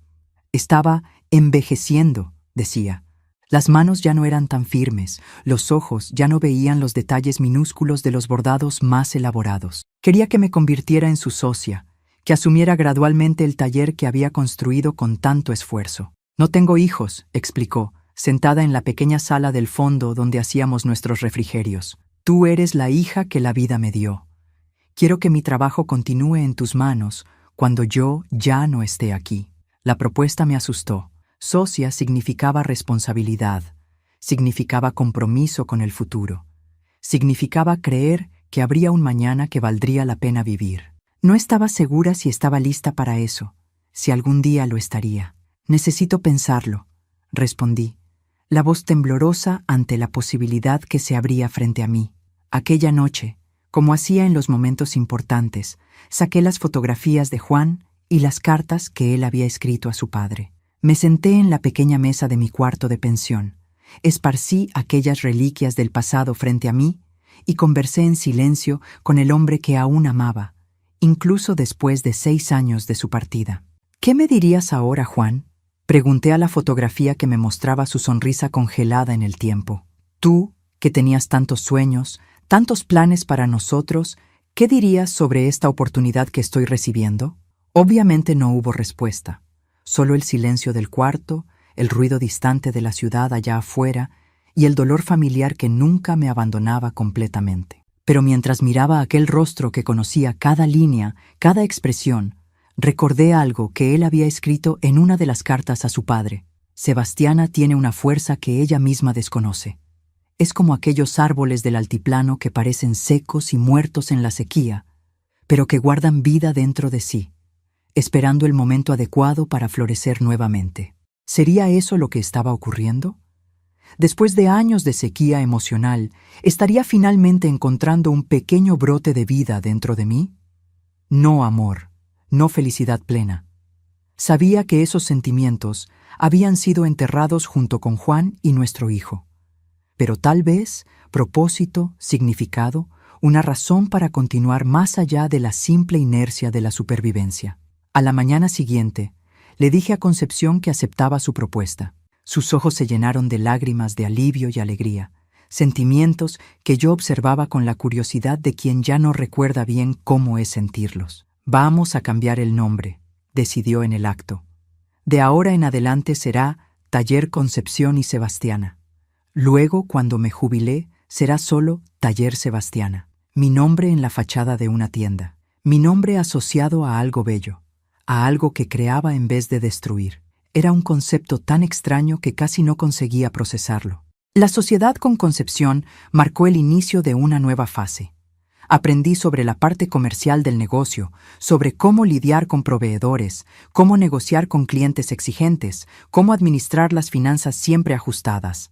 Eran habilidades que nunca imaginé que desarrollaría, yo, que había sido criada para ser apenas esposa y madre en un pueblito del interior. En 1975, cuando cumplí 28 años, finalmente pude salir de la pensión donde vivía y alquilar un apartamento pequeño pero decente, no muy lejos del taller. Era un lugar simple, un dormitorio, sala, cocina y baño, pero era mío, conquistado con mi propio trabajo, con mis propias manos. Fue en esa época que recibí la primera carta de mi madre después de años de silencio. El sobre amarillento con la caligrafía temblorosa, que reconocí inmediatamente, se quedó días en mi mesa antes de que tuviera el valor de abrirlo. ¿Qué podría decir después de tanto tiempo? ¿Qué noticias traería de una vida que parecía pertenecer a otra persona, de una familia que se había vuelto apenas un recuerdo distante y doloroso? Cuando finalmente la abrí, las lágrimas vinieron antes incluso de que terminara de leer el primer párrafo. Mi hija querida, sé que hace muchos años que no nos comunicamos. La distancia, las dificultades, el dolor que todos cargamos, todo eso creó un muro entre nosotras que parecía imposible de derribar. Pero no pasa un día sin que piense en ti, sin que rece por tu felicidad, sin que sienta el vacío de tu ausencia en nuestra mesa. Te escribo ahora porque finalmente conseguí tu dirección a través de Sumira, que se encontró con un conocido de Ciudad de México. También porque siento que los años que me quedan son pocos, y no quisiera partir de este mundo sin que supieras que nunca, ni por un segundo, dejé de amarte. La carta continuaba contando las novedades de la familia. José se había casado, tenía 2 hijos pequeños. Toñito se había mudado a Guadalajara, trabajaba en una dependencia pública. María de las Mercedes estaba terminando los estudios, soñaba con ser maestra. La vida en San Miguel de Allende seguía su curso. Las personas envejecían, nacían niños, morían ancianos, el pueblo crecía despacio, como todo en el interior. Sé que tus recuerdos de aquí son dolorosos, mi madre escribía al final. Sé que lo que ocurrió marcó tu vida de una forma que tal vez nunca cicatrice completamente, pero quiero que sepas que si un día quieres volver, aunque sea solo para una visita, siempre tendrás un lugar en mi casa y en mi corazón. Eres mi hija. Y nada, ni siquiera la peor de las tragedias puede cambiar eso. Releí aquella carta tantas veces que memoricé cada palabra, cada coma.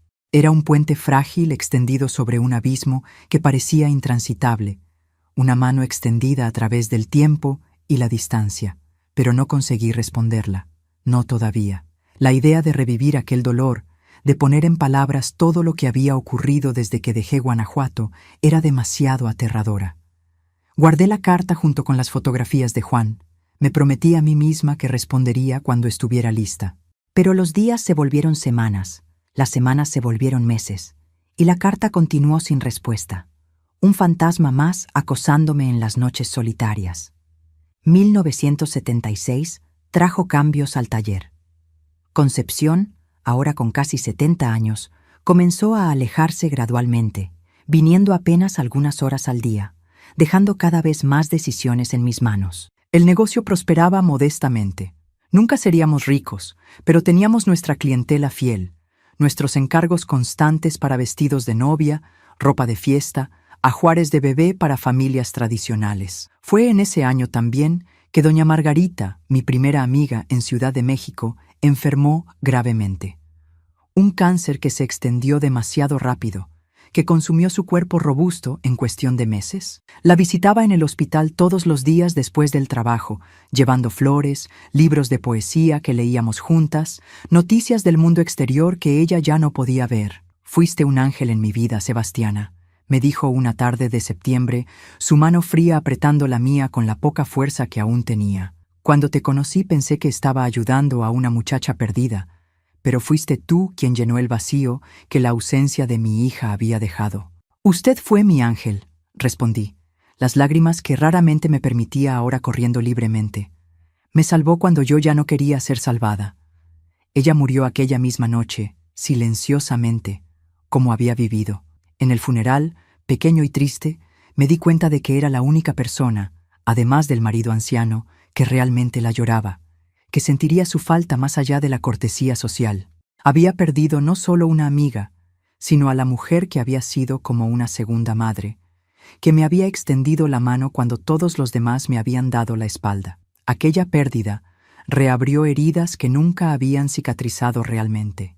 En los meses que siguieron, volví a tener pesadillas con aquella tarde en Guadalajara, a revivir el ataque, a sentir el dolor físico y emocional como si acabara de ocurrir. Los dolores crónicos, que los médicos decían ser secuelas de las infecciones y cirugías, volvieron con toda su fuerza, a veces dejándome en cama por días. Concepción, preocupada con mi estado, insistió en que consultara a un especialista. «Eres demasiado joven para vivir así, como una inválida», decía. «La medicina ha avanzado, debe haber tratamientos nuevos». A regañadientes acepté. El médico, un hombre de mediana edad con ojos amables, escuchó mi historia médica con una atención poco común. Hizo exámenes minuciosos, revisó mi historial, consultó con colegas. «Tienes una condición llamada endometriosis», explicó cuando volví para saber los resultados. Es cuando el tejido similar al revestimiento del útero crece fuera de él. En tu caso, fue agravado por el trauma y por las cirugías mal hechas que sufriste hace años. ¿Tiene cura?, pregunté, aunque ya sabía la respuesta por el tono de su voz. ¿Cura completa? No, respondió honestamente. Pero podemos controlar los síntomas, mejorar tu calidad de vida. Existe una nueva cirugía, menos invasiva, que puede remover algunos de los focos más problemáticos y medicamentos hormonales que ayudan a controlar el dolor. Una cirugía más medicamentos, más tiempo de recuperación. La idea me agotaba antes mismo de comenzar. Pero, ¿qué elección tenía? A los 30 años vivía como una anciana, contando los días buenos entre crisis que me dejaban incapacitada, temiendo cada mes la llegada de la menstruación, que traía consigo olas de dolor casi insoportables. Voy a pensarlo, respondí, levantándome para salir. Ya estaba en la puerta cuando el médico habló nuevamente. Señorita Sebastiana, llamó, la voz más suave ahora. Sé que pasó por cosas que nadie debería pasar. Sé que la medicina le falló antes. Pero no se rinda. Todavía tiene mucha vida por delante. Mucha vida por delante. La frase resonó en mi cabeza durante días.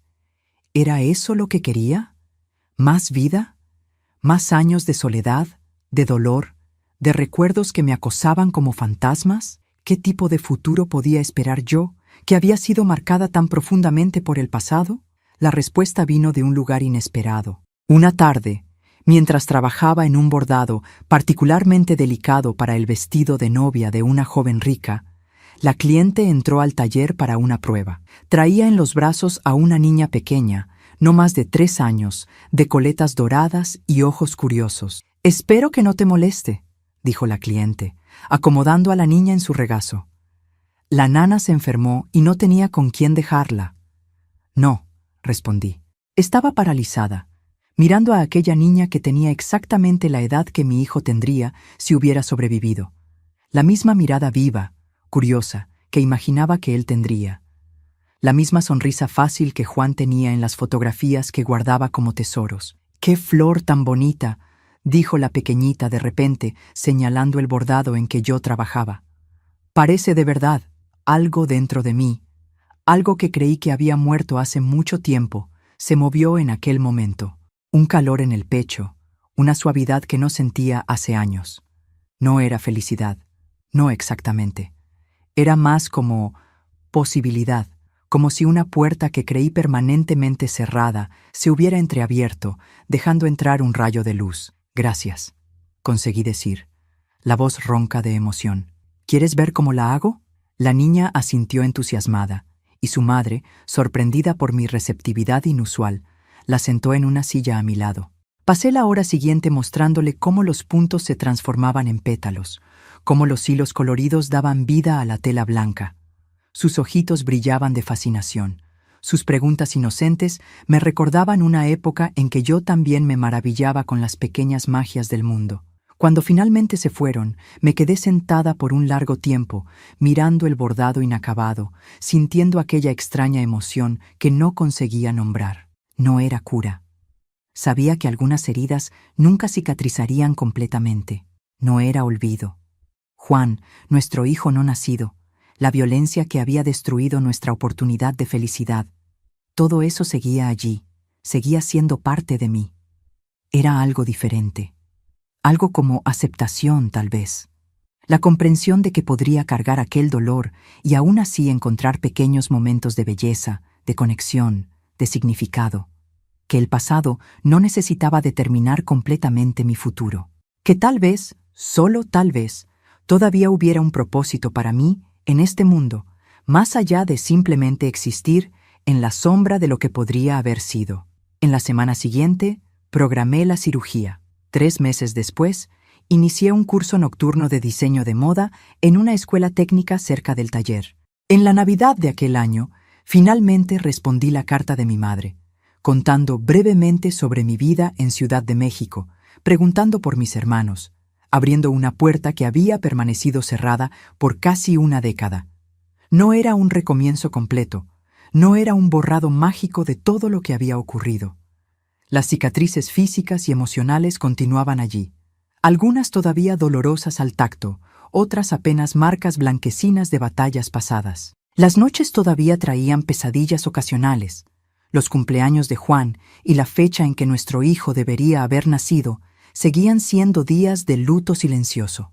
Pero había también algo nuevo creciendo en las fisuras de aquel corazón roto. Una resiliencia que no sabía que poseía.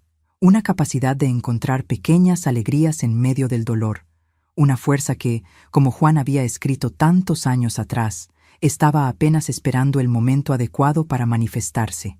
Los años 80 llegaron trayendo consigo nuevas modas, nuevos desafíos, nuevas posibilidades. El taller, ahora oficialmente bajo mi dirección tras la jubilación definitiva de Concepción, se adaptó a los nuevos tiempos. Contraté a jóvenes diseñadores recién graduados, expandimos hacia una línea de ropa lista para usar además de las piezas a medida, montamos un pequeño desfile anual que atraía a nuestra clientela fiel y a nuevas clientes potenciales. A los 33 años, compré mi primer apartamento propio, pequeño pero bien ubicado, decorado con el cuidado de quien finalmente acepta que está construyendo no solo un refugio temporal, sino un hogar. En las paredes, además de las fotografías de Juan, que nunca dejé de guardar, ahora había también obras de artistas locales, imágenes de lugares que soñaba conocer algún día, diplomas de los cursos que continuaba haciendo para perfeccionar mis habilidades. En 1983 recibí una llamada telefónica que cambiaría nuevamente el curso de mi vida. Era José, mi hermano mayor, llamando desde Guadalajara con la noticia que, de alguna forma, ya esperaba desde hacía años. Nuestra madre estaba muriendo. El médico dice que es cuestión de semanas, explicó, la voz entrecortada por la distancia y la emoción. No deja de preguntar por ti, Sebastiana. Creo que no se irá en paz sin verte una última vez. 17 años habían pasado desde que salí de Guanajuato jurando nunca volver. 17 años construyendo una vida nueva, tratando de dejar atrás el horror que había vivido allá. La idea de volver, de enfrentar aquellos lugares cargados de recuerdos terribles, me aterrorizaba. Pero era mi madre, la mujer que me había protegido como pudo, que había sufrido su propia versión de aquella tragedia, que había perdido al marido, por peor que él se hubiera revelado al final. La mujer que, a pesar de todo, nunca había dejado de amarme, incluso en la distancia, incluso en el silencio de años sin contacto directo. Tomaré el primer autobús mañana, respondí, la decisión tomada antes incluso de que tuviera tiempo de pensar en todas las implicaciones. El viaje de regreso a Guanajuato fue como atravesar un túnel del tiempo. Cada kilómetro recorrido parecía llevarme no solo geográficamente de vuelta, sino también emocionalmente, deshaciendo capas de protección que había construido a lo largo de los años, reabriendo vulnerabilidades que creí haber superado. Cuando el autobús llegó a Guadalajara, José estaba esperando en la terminal. Apenas reconocí al niño flacucho que me había acompañado en mi huida desesperada. Ahora era un hombre de casi 40 años, con entradas pronunciadas en el cabello oscuro y la misma mirada amable de nuestra madre. El abrazo que intercambiamos fue torpe, cargado de emociones contradictorias. Éramos al mismo tiempo extraños y familia, conectados por sangre y recuerdos, separados por años y experiencias que no compartimos. «Está en casa», explicó mientras conducía el coche viejo por las calles de una Guadalajara que apenas reconocía, tan diferente de la ciudad que había dejado atrás. No quiso quedarse en el hospital. Dijo que quería morir mirando al patio, a las plantas que cultiva desde hace tantos años. Cuando entré en el cuarto simple donde ella reposaba, tuve que contener un grito. La mujer fuerte que recordaba, incluso en los peores momentos, se había transformado en una figura frágil, casi transparente, contra las sábanas blancas. El cabello, antes negro como el mío, ahora completamente blanco y ralo. El rostro, un mapa de arrugas profundas que contaban historias de dolor, de trabajo duro, de preocupaciones constantes. Pero los ojos seguían siendo los mismos, y cuando me vio parada en la puerta, incapaz de avanzar, incapaz de retroceder, se iluminaron con un brillo que pensé que nunca volvería a ver. «Mi hija», susurró, extendiendo una mano temblorosa en mi dirección. «Viniste». Corrí hacia ella entonces, todas las vacilaciones olvidadas, todas las barreras derribadas. Abracé aquel cuerpo frágil con todo el cuidado que pude reunir, sintiendo los huesos casi a flor de piel, el calor de la fiebre que la consumía, el temblor constante que indicaba lo cerca que estaba del fin. «Estoy aquí, mamá», dije entre lágrimas que no intenté contener. «Estoy aquí ahora». Pasé 2 semanas a su lado, durmiendo en una silla improvisada junto a la cama, saliendo apenas para bañarme rápidamente y comer lo que mi cuñada preparaba. Hablamos mucho en esos días, sobre el pasado, sobre los años perdidos, sobre las heridas que cargábamos, cada una a su manera. «Nunca me perdoné», confesó una noche. la voz tan débil que tuve que inclinarme para oír, por no haberte protegido mejor, por no haber visto las señales antes de que fuera demasiado tarde. No había cómo saber, mamá, respondí, sosteniendo su mano entre las mías. Nadie podía imaginar que él llegaría a tal punto. Un padre debería proteger a su hija, no destruirla, dijo, los ojos fijos en un punto distante, como si viera más allá de las paredes de aquel cuarto simple. Él no era así cuando nos casamos, ¿sabes? Era un hombre bueno, trabajador, pero algo fue cambiando con los años, una amargura, una rabia que crecía como hierba mala. No era perdón lo que sentía por el hombre que había sido mi padre, ni creo que sea posible perdonar completamente ciertas atrocidades. Pero en aquellas conversaciones con mi madre encontré una especie de comprensión más amplia. No justificación, nunca eso, pero un entendimiento de que incluso los monstruos comienzan como seres humanos, que la línea entre humanidad y crueldad a veces es más delgada de lo que nos gustaría creer. Mi madre partió una mañana de domingo, silenciosamente, mientras yo sostenía su mano, como si hubiera esperado apenas mi llegada, mi perdón, no por lo que ella había hecho, sino por lo que no había conseguido impedir, para finalmente permitirse descansar. El funeral fue simple, como había sido su vida. Reencontré a mis otros hermanos, conocí a sobrinos que nunca había visto, recibí abrazos de personas de la comunidad que aún me recordaban, algunas con miradas de lástima, otras con curiosidad mal disimulada sobre la muchacha que se había marchado tantos años atrás y volvía ahora como una extraña. No fui a San Miguel de Allende. No estaba lista para eso. Tal vez nunca lo estaría. Pero antes de volver a Ciudad de México, le pedí a José que me llevara a un lugar específico en Guadalajara, el cementerio donde Juan había sido enterrado. Encontrar la tumba fue más difícil de lo que imaginamos. Tantos años habían pasado, tantos otros muertos se habían unido a aquel campo silencioso. Pero finalmente, en un rincón apartado, bajo la sombra de un árbol antiguo, encontramos la lápida simple con su nombre: Juan Miranda, 1943-1966. Amado hijo, eterno en nuestros corazones. No había mención de mí, de nuestra historia interrumpida tan brutalmente. ¿Por qué la habría? Para el mundo, yo era apenas la muchacha que había sido la causa indirecta de su muerte, no la mujer que él amaba, con quien soñaba construir una vida, con quien esperaba un hijo. Me arrodillé ante aquella piedra fría, coloqué las flores que había traído y finalmente dije las palabras que había guardado por casi 2 décadas. Perdóname por no haberte protegido. Perdóname por haber sido la razón de tu muerte. Perdóname por haber sobrevivido cuando tú no pudiste. No hubo respuesta, claro. Solo el viento suave entre las hojas del árbol, el canto distante de un pájaro, el ruido amortiguado de la ciudad que continuaba su rutina, indiferente a mi dolor renovado.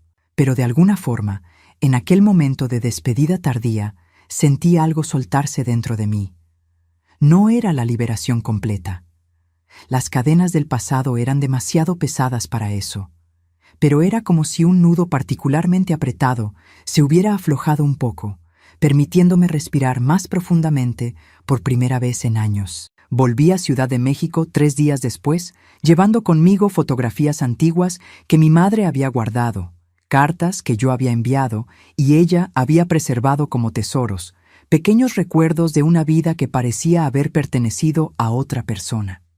También llevaba algo menos tangible, una comprensión más profunda de que somos todos, de alguna forma, prisioneros y arquitectos de nuestro propio destino. Los años que siguieron trajeron sus propias alegrías y dolores. El taller continuó prosperando modestamente, ahora con un pequeño equipo que me permitía concentrarme más en los diseños y menos en las cuestiones administrativas. Mantuve contacto regular con mis hermanos, especialmente José, reconstruyendo lentamente puentes que creí que habían sido destruidos para siempre. Los dolores físicos nunca desaparecieron completamente. Los médicos explicaron que era resultado de daños permanentes, cicatrices internas que ninguna cirugía podría eliminar totalmente. Pero aprendí a convivir con ellos, a reconocer las señales de cuándo necesitaba desacelerar, a aceptar que ciertas limitaciones siempre formarían parte de mi vida. Y aquí estoy yo ahora, en 2025, a los 78 años, sentada en esta silla cómoda en mi apartamento en Ciudad de México, a donde volví cuando me jubilé hace 5 años. El taller en la colonia Roma continúa funcionando, ahora bajo la dirección de una ex aprendiz que se volvió casi una hija para mí. Volví para estar cerca de mis recuerdos, de los lugares que, a pesar de todas las memorias dolorosas, todavía son, de alguna forma, mi hogar. Las cicatrices nunca se cerraron completamente.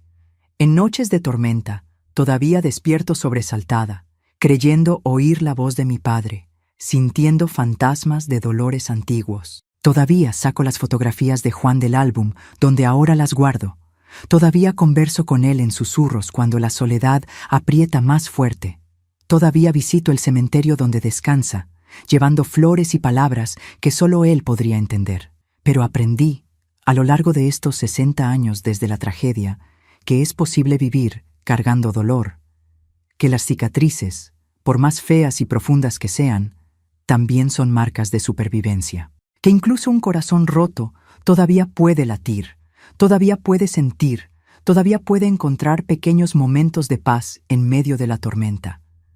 No fue la vida que soñé cuando era aquella niña inocente en San Miguel de Allende, enamorada del fotógrafo de ojos amables que prometía mostrarme el mundo. No fue la vida que imaginé cuando sentí por primera vez a mi hijo moviéndose dentro de mí, cuando planeaba un futuro lleno de posibilidades que nunca se realizarían. Fue una vida marcada por el dolor, por la pérdida, por ausencias que ningún tiempo consiguió llenar completamente.